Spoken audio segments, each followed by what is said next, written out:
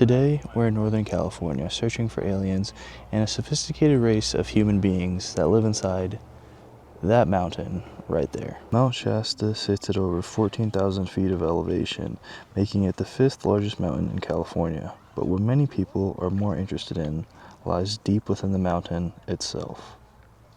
Over the years, the mountain has gained a reputation for being an extraterrestrial hotspot, with a plethora of UFO sightings happening in very close proximity to the mountains, some of these which have been featured on major television programs such as Ancient Aliens. Locals have claimed to see many lenticular or still lens-shaped clouds similar to the stereotypical depictions of UFOs near the peak of the mountain, and believe they could be cover for UFOs coming and going from the mountain.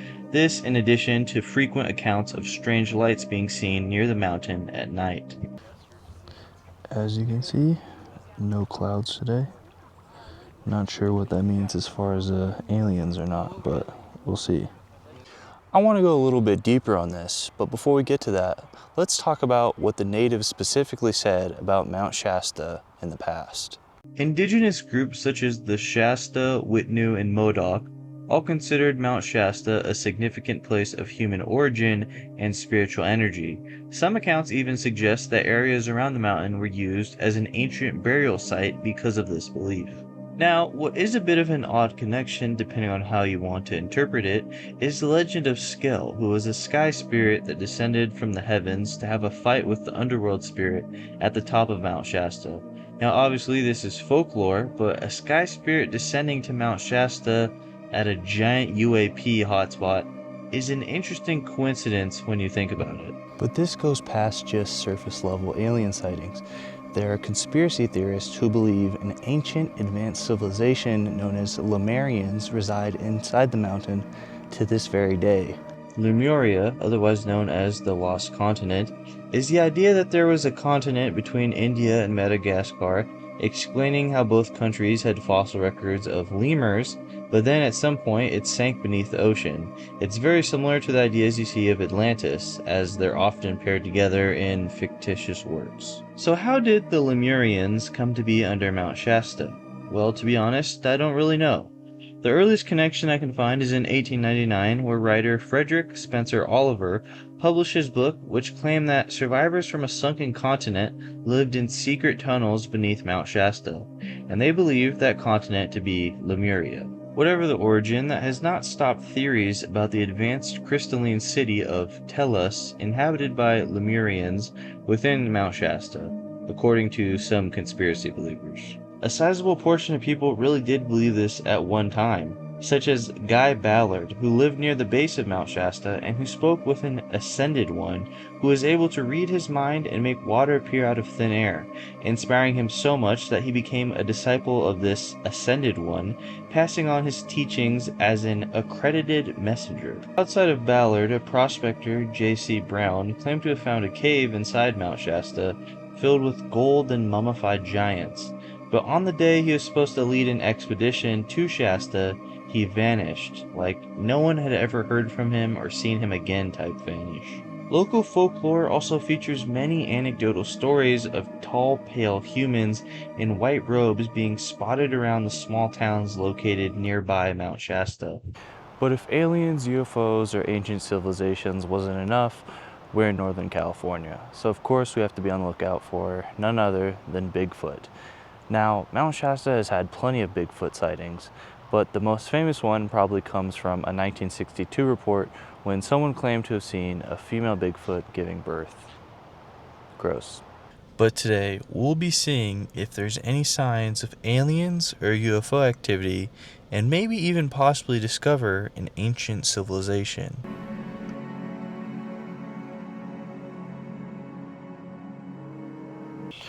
Alright guys, we're here at Lake Siskiyou. So this is actually the lake I was at earlier where I recorded the footage.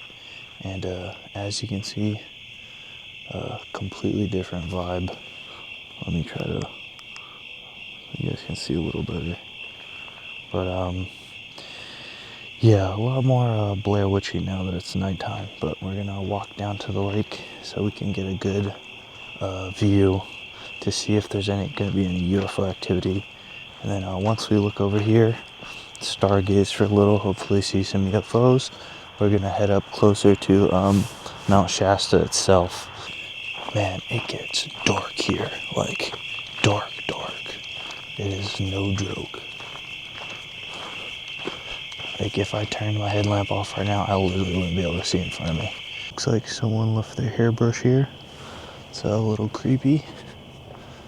Alright, we're heading up to the exact spot to where I took the picture earlier.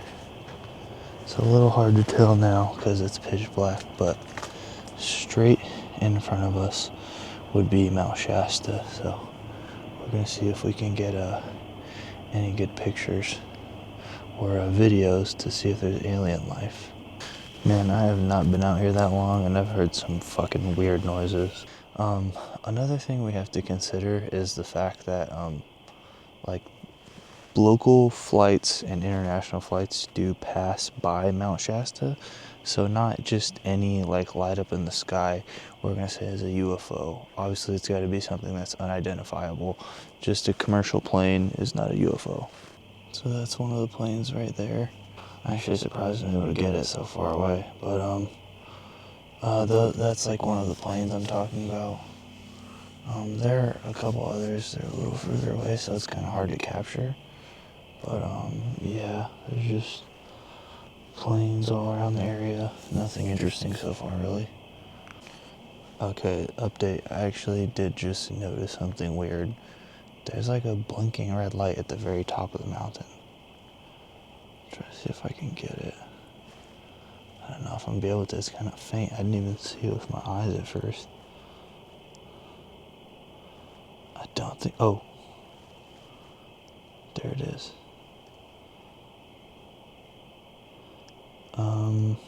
I had it for a second. Is that it? I don't see it anymore.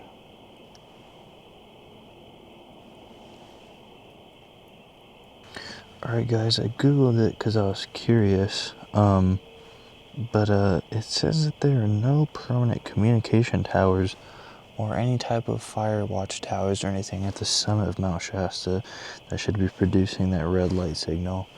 It said that maybe it's an emergency rescue signal from a hiker or something, but I don't know. That's a little odd. And like I said, I don't see it anymore. Now, you guys might be thinking, well, if there's alien sightings and people are really seeing UFOs, then what about cattle mutilations? And while there hasn't been any recently, you might actually be surprised that back during the 90s, there's actually a really large string of cattle mutilations going on in Siskiyou and other neighboring counties near Mount Shasta. God, listen to how loud the insects are out here. It's crazy, it's so loud. Alright guys, we're at the Bunny Flats trailhead.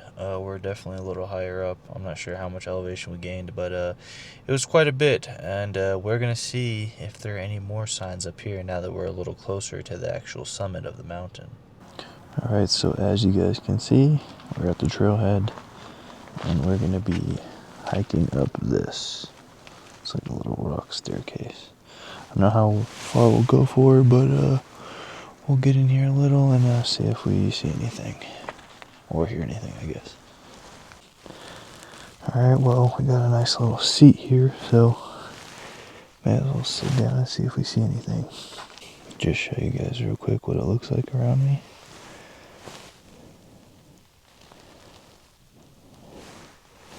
Didn't really walk too far up the trail, but I figure this might be a good spot to try and see if we see anything. It's crazy how quiet it is up here compared to places I was at earlier. It's very eerie.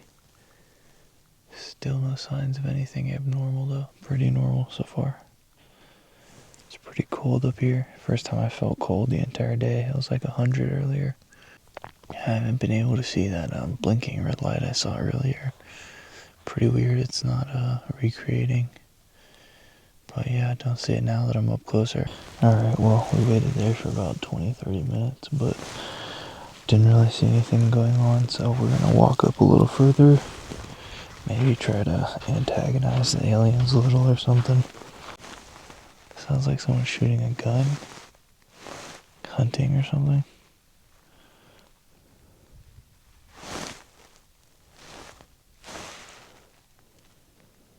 Alright, well that's encouraging. Hopefully I don't run into a bear or mountain lion or something.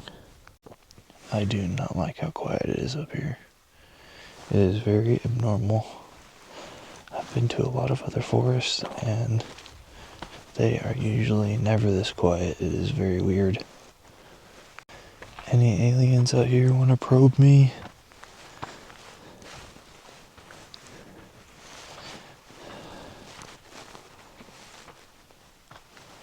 I don't know. Kind of feel like if there's aliens here, they'd want to probe me or something. Not asking for it, but just saying. I feel like that's what you guys do. I don't know about aliens, but there is something weird about this place that I just have a weird vibe about. It's also like really easy to get lost in here.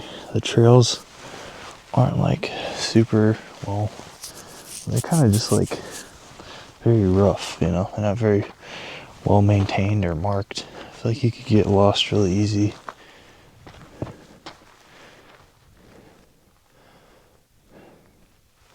Aliens.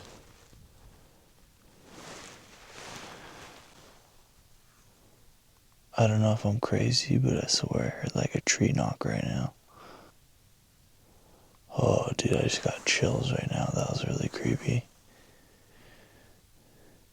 Like way further up the mountain.